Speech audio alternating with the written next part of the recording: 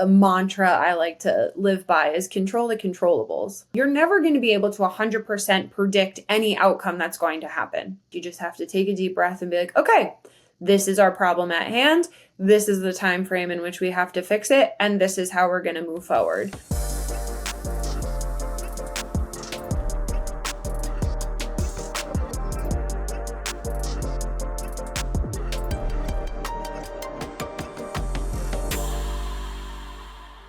Hey, and welcome back to yet another episode. Is he still doing this thing? Is he still pumping out episodes? Yes, folks, I can't stand it. I can't help it. There's too much truth, too many great people out there sharing it for me not to capture it and bring it out to you. So welcome to yet another installment of this great journey. And to be clear, this is the podcast where we'd like to interview and crack into the creative minds of marketing leaders who are shaping the future of how we connect and communicate and gather and build community around our brands today. And I'm so psyched to be joined by a former colleague and a collaborator on a couple different companies that we've worked together on. And I'm talking about Sara Lieber. How you doing here, Sara? I'm doing great, Nick. Great to see you. Great to be back talking all things events again. And we had talked about having this conversation, right, Sara? As we had done these events, I said, at one point, I'm going to do a podcast and you're going to be on it. And we're going to talk about some of the war stories and some of the things that you've seen from the trenches, helping plan and put on multiple events for multiple different brands over the years, particularly in B2B tech, where you and I have met and worked before, and that other folks can take away from it, because we don't want people to go through the minefield first on this type of stuff. We want to show them here's where you got to step. Here's where you got to make some moves. So let's kick it off, Sara, with a little bit of background. Is with your background, which we know is in hospitality and event marketing, you bring a unique perspective to the industry. So what's something that you think that you do differently that most event marketers or budding event marketers on the line that gives you an edge, that makes you a little bit unique in terms of how you like to So this one's a little bit more niche, this particular area. And sometimes people look at me and laugh when I say this, but I love registration. I love all things registration. I like the order of things, whether it's just simply registering to attend an event or doing a hotel reservation and knowing, who's in a room block. It's probably my type A personality, but just the logistics of what it looks like for badge printing and what information's on a badge. I feel like it just connects me a little bit more with the attendees, which that's what the event is about, is the attendees. So I really enjoy all aspects of registration, which some people do find funny. What a great angle or aspect of the event experience to highlight there. As you and I were talking, I've interviewed some guests who've talked about, budgets or the logistics or working with the people or building the plan. And you're so right. That is the first experience, the first true exchange and interaction between your event attendees or participants and the organizers and the experience you're trying to create itself. And the establishment of the vibe, really begins right there. It's funny because you said, you mentioned my background in hospitality, and I started in hospitality as a hostess, and I worked at the host stand, and very similarly in a restaurant or in a hotel, the host stand or the, check-in counter is the first place that a guest goes. And if they don't have an immediate first good impression or reaction with the person behind the desk, that typically is what sets the tone for anyone's experience. So if I can make sure that when people walk in the door, they're greeted with a smile and they're talking to someone who knows everything and anything about what they're about to experience, it usually puts people at ease and can help point them in the right trajectory to having an awesome time at your event. Makes a ton of sense, Sara. Setting a tone and also establishing sort of the norms, the expectations, the guidance, the control, that sometimes the generous authority that is so important to successfully running an event. So by way of background, like you started, you've run high stake events at Drift, where we worked on multiple events together, Apollo.io, and then EMC3, an event consultancy and production firm prior to both those stints. So when it comes to whether it's virtual events, hybrid events, or perhaps in person, what's the number one thing that companies often underestimate, and from your experience, and how do you make sure they don't learn that the hard way? Let's talk about it now. Yeah, I think there's a few things, but I think one thing that always stands out is time and the time it takes to plan something. And especially I think both in a hybrid capacity and also kind of in this still post-COVID world that we're in, time is of the essence and planning is of the essence. So people usually don't give themselves enough time. And so I always like to plan for more time, which sometimes makes it harder on people because they don't know necessarily like what it is that is going to be on their marketing docket, or maybe a new product. We've saw this a lot in, especially in the B2B space. Like maybe there's a product launch coming up and you want to be, ready for that. Or maybe a product gets added in the middle of your planning process. So I think just focusing on time and making sure you have enough time, because I've seen it where there's not enough time and then you have to start cutting things. And once you start cutting things, not only does it add more stress, but it kind of deflates the vision that you were trying to have. So if you're going to shoot for the stars and you're going to have this awesome vision of what you want your event to be, give yourself more than enough time to be able to execute on that, because the one thing we can't get back is time. There's always room to like add budget or add, swag or to add entertainment, but there's never an ability to add time unless you postpone your event, which nobody wants to deal with those logistics. Oh, so many good nuggets in what you just shared there, Sara, and to unpack a few for the group that you just heard. Time. You can't plan early enough. And you can't use the excuse, what I'm hearing is, well, we don't know everything, or we don't have everyone on board yet. Let's start. What do we know? And I'm hearing that's, again, your superpower, Sara, is around the logistics. Let's face facts. Let's spot the gaps. What do we know? What don't we know? So having a planning structure, someone who's going to stand up for that and champion that, and starting it as soon as possible, I'm hearing. Also making sure that you have key stakeholders as part of the planning process. Maybe they're not all in the first meeting, but they're in the planning phase as soon as possible. Make sure you have seasoned event logistics experts like yourself who are able to remember that there are some key pieces that other people may not think about every day because they're not booking venues. They're not thinking about the registration process and the user experience like that every day. These events need great content. And myself as someone who likes to wrangle the speakers, the sponsors, to actually deliver it towards the goal, towards the vision that you talked about. You have a good plan and timeline. You got a vision and a goal. We can now backwards plan and find out speakers, sponsors, partners, employees, stakeholders who are going to deliver on that, thought leaders. So what's the secret to making sure everybody follows through on that planning process? Let's say people learn from their mistakes, your experience, right? Your team's experience, and they plan early enough. How do you make sure everybody actually follows through on so many moving parts and so many stakeholders?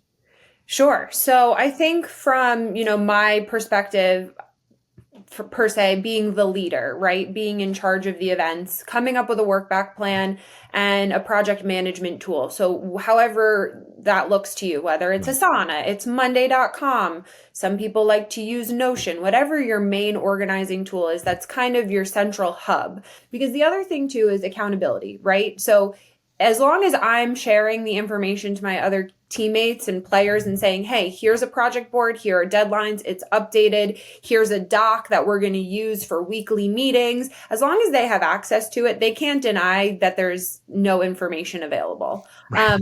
Not to mention that I always say, my Slack is always an open door. Like just Slack, like no question is too silly, no question is too big. Just if you don't know something, always ask for clarity. Keep your key players small. Keep that circle small.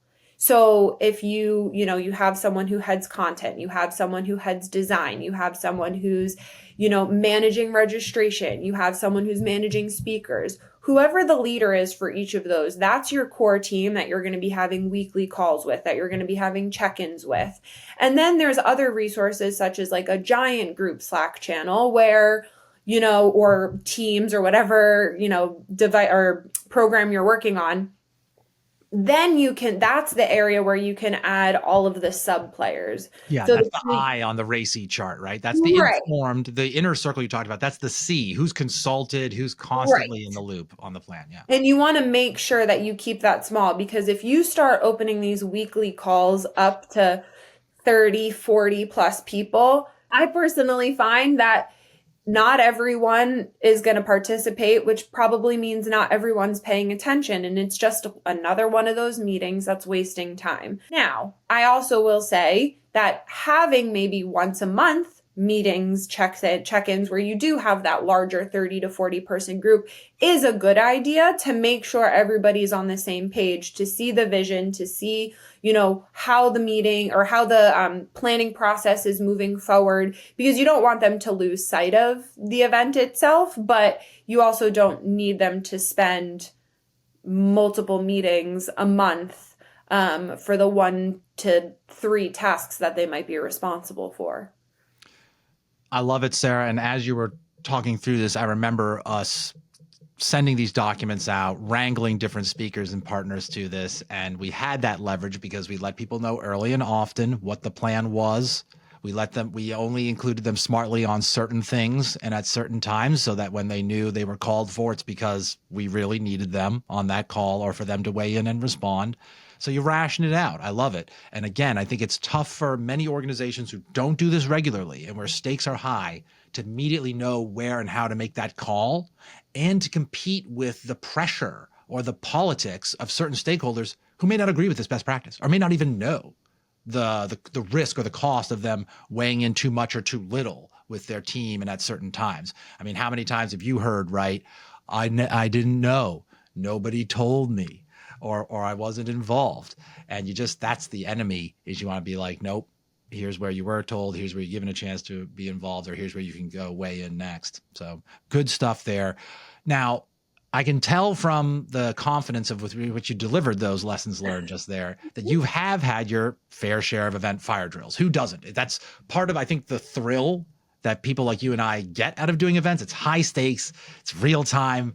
We gotta be ready to perform live, usually.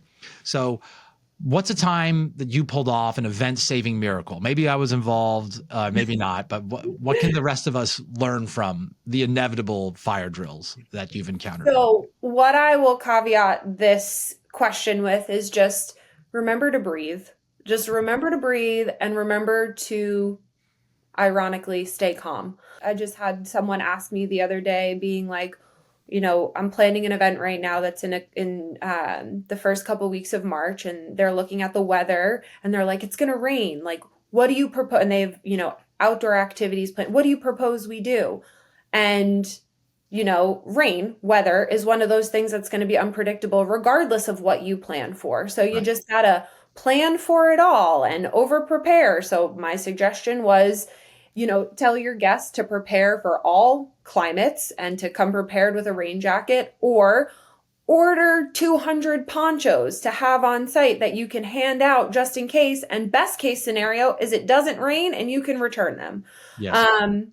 So again, unlike time where you can't get time back, you can get money back and you can, spend the budget to be on the safe side, but then you can also, I love a good return. I love to be over prepared and then be able to return something and be able to take that out of my budget because I didn't need it for a good reason. I think another fire drill that I had for a virtual event, we were using a platform and it really left like the speaker in control of going on stage. And, we tried to prepare for this by doing prep calls. And of course, on event day, they went on stage, their camera was off, and they were presenting for nearly 5 minutes without sharing their screen. And so you weren't even looking at a speaker, you were looking at a blank screen with no person talking, no presentation. And again, you're not going to stop the event. So we had our MC for that event politely go on stage, interrupt them to let them know in a joking manner, like, oh, it looks like, your camera's not on and we don't see your screen, unfortunately. And you just got to make light of it because you're live and that's what it is. And it is what you're doing. But you just got to breathe in those moments because, to be quite honest, something's gonna happen and give it a month or two and people are gonna forget it happened. That's a great point. Another one, so I agree with everything you said about the mindset to bring to this. And also remember that the attendees and the participants, if they showed up, they want it to go well too. They're going to conspire with you to work out whatever wrinkles there are, especially if you involve them as sort of like, this is for you. We're going to work together to create a great experience together. We're all going to interact. We're all going to contribute. We're all going to participate. People are going to be cool with the unexpected, or the uncontrollable weather conditions, provided, like you said, you show that you've done a little bit of thoughtful preparation to make it easy for them and everyone else to adjust. And that, two, you show good leadership to say, this is how we should feel about what just happened. Right. And that's where you talk about the MC. And I know we were not going to go into specifics, but you and I have encountered that in past companies we've worked at. It's inevitable. It will happen. And you have to show them, hey, look at me. It's okay.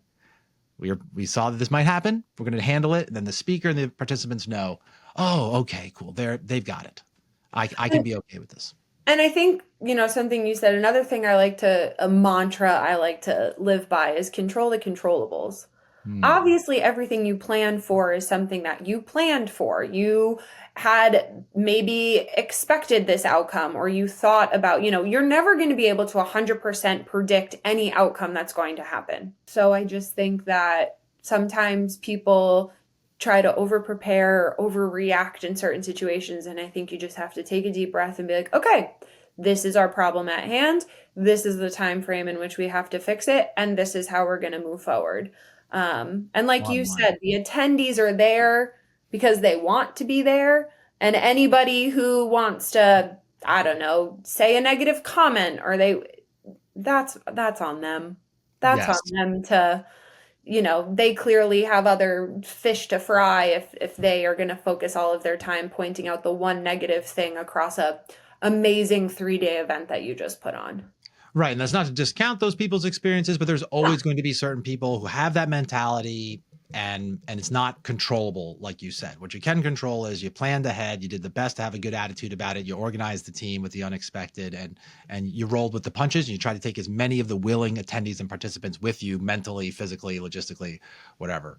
So we've talked a bunch now for the last couple of minutes about how planning and preparation, the logistical side, the mastery of that can help forestall fire drills or help you better handle them and create still a good experience when they do happen. And you talked also about having somebody up front, which I've been for you and for others and stuff like that, to help communicate that message, to help control that impression and that vibe with the audience, despite the inevitable twists and turns. So let's talk about that best division of labor. You focus in your superpowers a lot around the logistics. I focus on the superpower around content and engagement of the attendees and the partners and the contributors involved. Why do you think every event needs this kind of at least 2-person Batman and Robin duo to succeed? Yeah, so I think for someone who's in my position as an event marketer or director of events, whatever your title might be, you're typically tasked, right, with coming up with the program or the schedule of events. And that can include a lot of things between hosted events and partner events or community events or trade shows that you're attending. So if you look at that big picture and you're looking at just one quarter of a year, you could do anywhere between 2 events, 1 event at the least, to 10 to 15 to 20 events of a different mix of things. And if you're now being tasked to do all of those by yourself, and you look at each of those on an individual scale, each of those events is going to contain different components to it. There's just so many sub-tiers to all of these things that when you just pick one particular event and throw it on someone, there's no way for that one person to be highly successful and get everything done by themselves. Just like you wouldn't throw a pitcher out into a baseball field and say, okay, you're not only going to pitch the ball, but you're also going to play first base, second base, third base, and outfield to get all of the, every batter up to plate out on your own. And that's the same kind of mentality with events. Your event person, you could say, is your pitcher. They stand in the middle of the mound. They're throwing that first pitch out. Then you've got all your other players on first base, second base, and in the outfield that are making sure that all those other components that you have, content, partners, food and beverage alone across 3 days is, typically breakfast, lunch, snacks, coffee that you have to manage for all of your attendees at a hosted event. So having a team of 1 is, and I've been in that position before myself, is not a great position to be in. So I would definitely urge, event marketers or even managers who have event marketers on their team as direct reports to really understand that just like any other department, sales, customer success, marketing as a whole, one person is not enough to plan a successful event, while also ensuring that that planner doesn't go insane. Right? Let's talk about just like the mental wellness and also the retention of the planner that you're Right. working with. That person is not going to appreciate not having access to all the different skill sets and bodies of knowledge or best practices in all those different areas you just described. So a lot of event marketers, as you know, struggle to prove the ROI of previous events or upcoming events to leadership. So what's your mic drop argument when someone asks, are events really worth the investment? Is it really worth putting together a team, getting the right specialists involved, getting the right technology in place? What would be your statement to them? So I think my one statement, or I guess counter to that, is define return. Because a lot of the times people look at ROI as a dollar for dollar. If I'm contributing $40,000 to this event and we're hosting something, a lot of the times, event marketers are tasked with, okay, well, the industry standard is 3 times the ROI. So now you're looking to that one event to produce $120,000 in revenue. Well, I hate to break it to you, but that's not going to happen. And that's certainly not going to happen overnight. It'll happen over a period of time.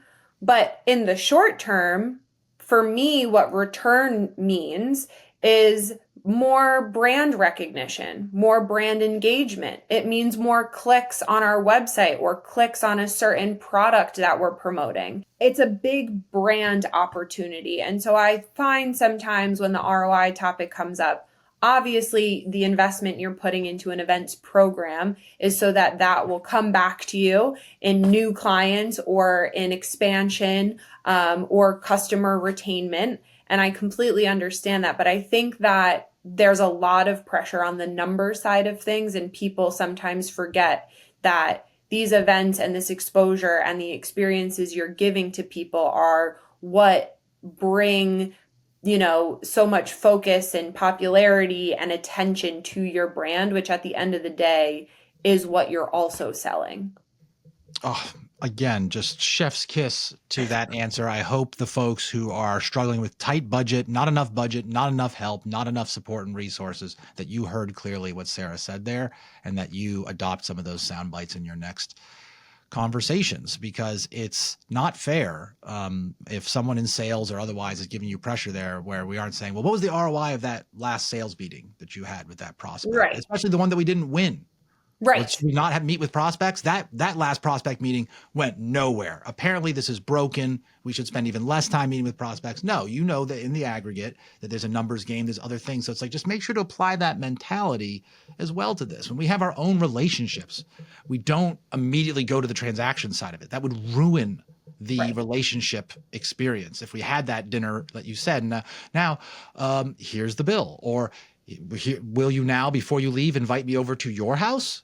Right. I want to be sure that there's an invite coming out of this. Otherwise, I'm not sure I'll have this dinner again or with you there. So we would never do that. That would be ludicrous. So let's not forget just normal human nature here when we try to conveniently fit something into a bucket that we don't want to stretch. We don't want to make it go wider because we don't understand it. Great stuff, Sara. So in our waning minutes, I want to go to a lightning round here. Okay.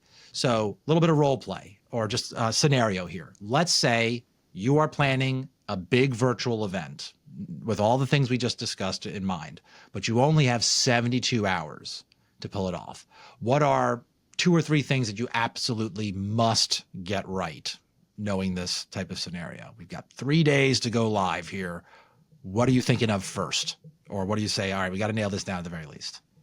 The content and the agenda, because if it's virtual, that is your only thing that you're holding on to, is what people are going to experience in that event when they tune in to your channel. And you need to make sure that your speakers know what content they're talking about, who's going when, And that also would include like who your MC is, because if you don't have someone who's going to be engaging to keep those people online for the duration of your event, then you might as well not even invite them. Mhm. Um, Especially if it's short notice, because you're going to need someone yeah, who's going to have to stitch together some rough edges yeah. at the last minute in real time. Yeah.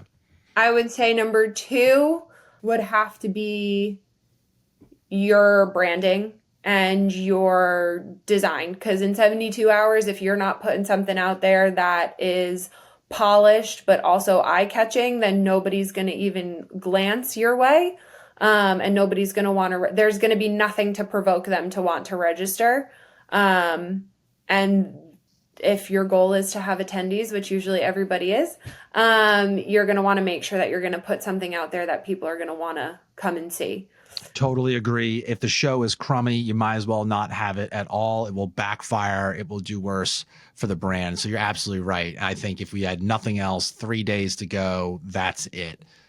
The next thing I imagine you'd go to would be like, all right, well, who can we get there now that we know that we've got something halfway decent in a short period of time? Any last tips of like short notice, how to work with sales teams or your marketing team, your contact list for a short notice, short runway field event, let's say a pop up in a city or whatever? Yeah, I would say doing like a company takeover and making sure that you immediately go to the stakeholders, you go to sales managers, you go to your customer success managers, and you get them all on board. And we used to do this at a previous company I worked at, where even sometimes on all hands, we would take 10, 15 minutes and we would just do a flash like posting on LinkedIn or on social, just anywhere where you can have the entire company kind of all be on blast at the same time behind the same messaging. It just makes it more powerful. Make sure you have the team rallied behind getting out this one common message, especially with a 72-hour time frame.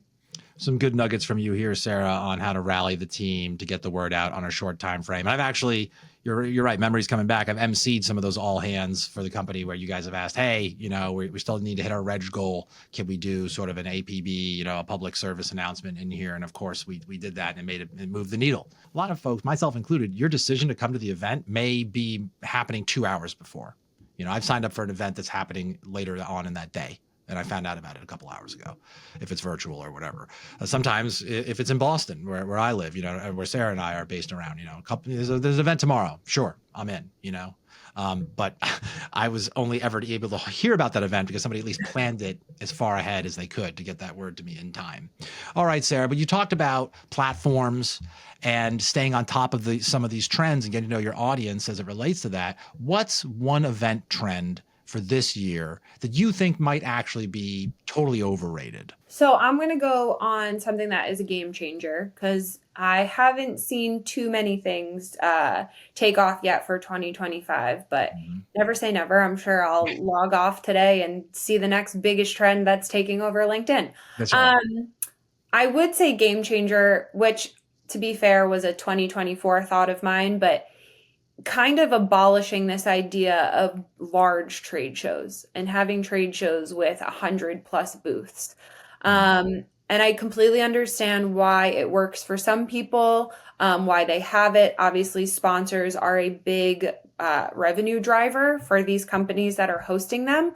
But I think that, previously I mentioned experience. There's not a true differentiator that you can give someone by coming to their booth necessarily. And I think that if people were able to focus more on providing experiences, not necessarily on the trade show floor, but whether it's around a conference or outside, like a happy hour or a dinner, I think that there's more to gain off of that. And I think that that also kind of ties into if you're evaluating internally what the ROI is.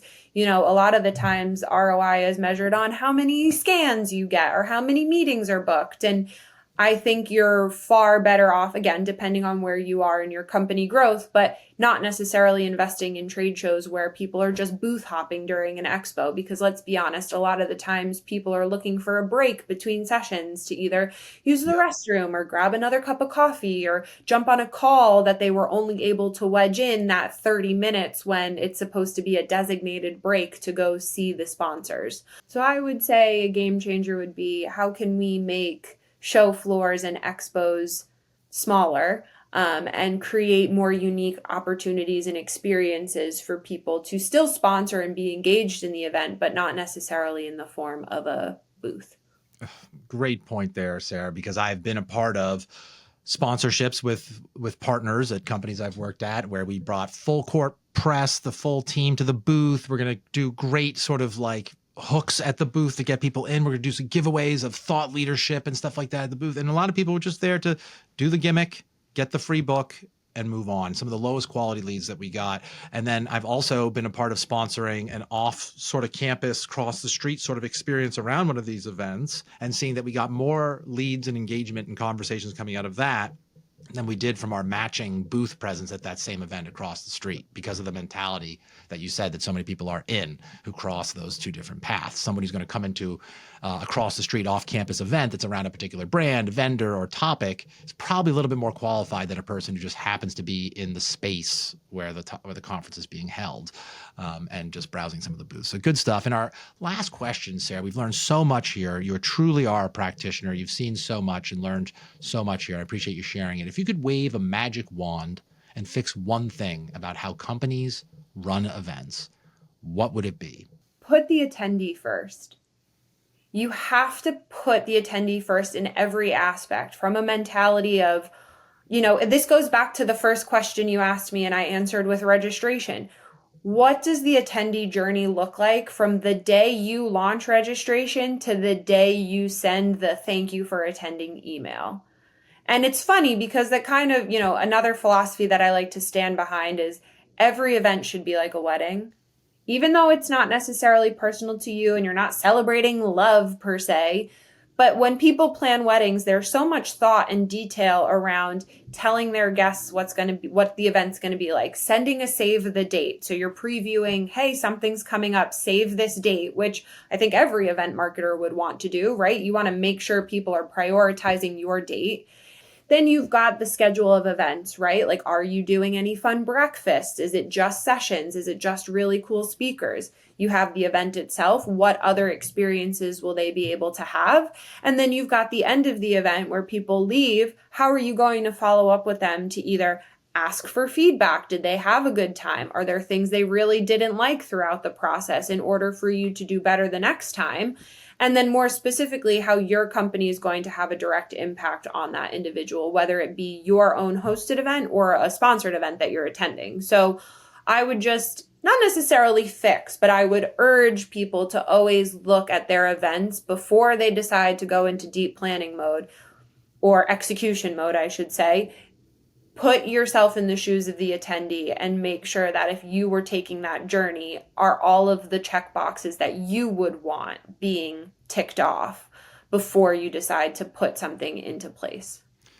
I love the 2 points that you brought up here, Sarah, in closing. It's a great point. Weddings, I think, get planned pretty well because they're not considered participants or attendees. They're guests. These are friends. These are important people in your life.